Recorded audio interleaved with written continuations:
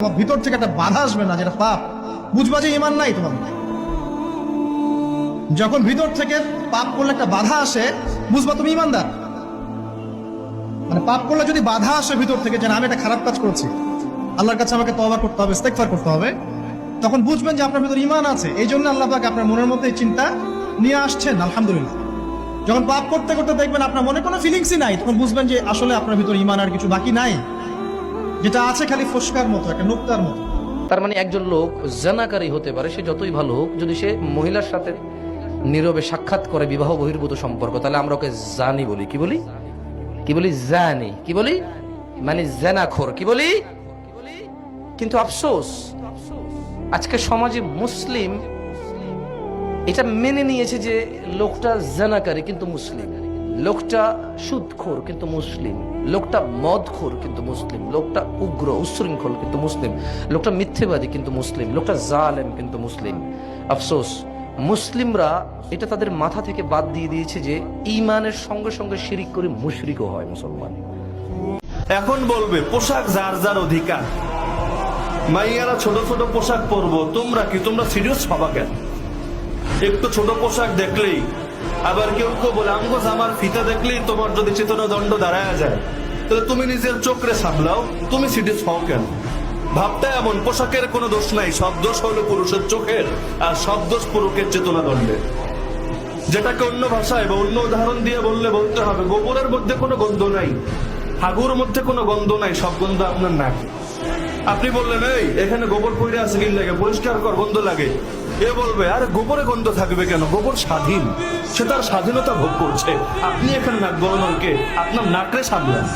বলে কিনা এরকম একই টাইপের উদাহরণ এবং একই টাইপের দলিল দিবে। আমরা ছোট ছোট পোশাক পরছি, কি হয়েছে, তোমরা টাকাও কিনলে, নজরের হেফাজত রেখো। কেউ কেউ আরো অ্যাডভান্স কোরআনের আয়াত শুনে যায় যে সূরা নূরে আছে, আরবি তো বলতে পারে না, বাংলাটা বইলা যায়। মুমিনদেরকে বলে দেন তারা যেন দৃষ্টিরে নামায় রাখে আর নিজেদের ডান্ডারে হেফাজত করে।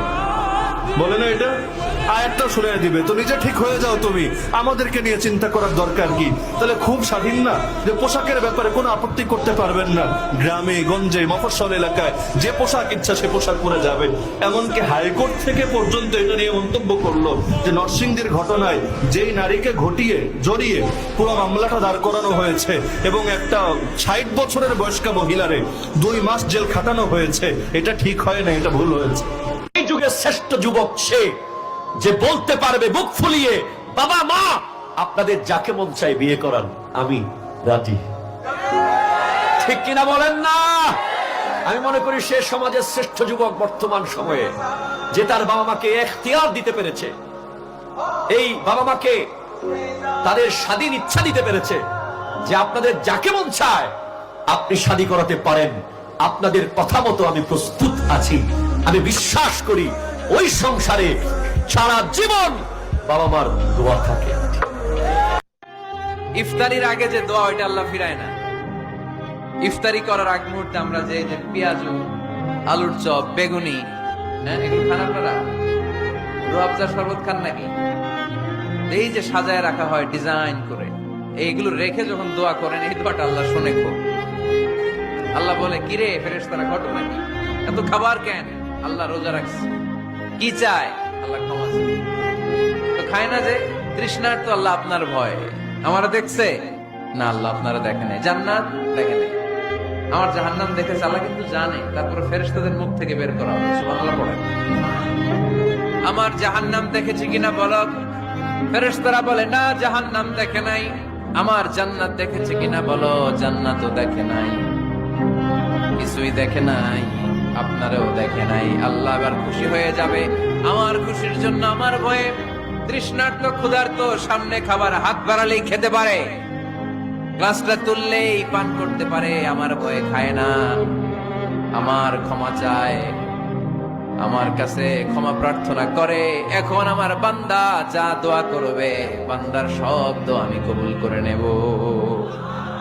ভাইয়ের স্ত্রীকে ভাবি না ডেকে বড় আপু ডাকাটাই সবচেয়ে উত্তম। এই জিনিসটা বুঝবেন, আমি কেন বলছি আপনারা একটু পরে বুঝবেন। ভাইয়ের স্ত্রীকে ভাবি না ডেকে বড় আপু ডাকা স্বামীর ভাইকে দেবর না ডেকে ভাইয়া বলে ডাকা, এটাই সবচাইতে উত্তম বর্তমানে।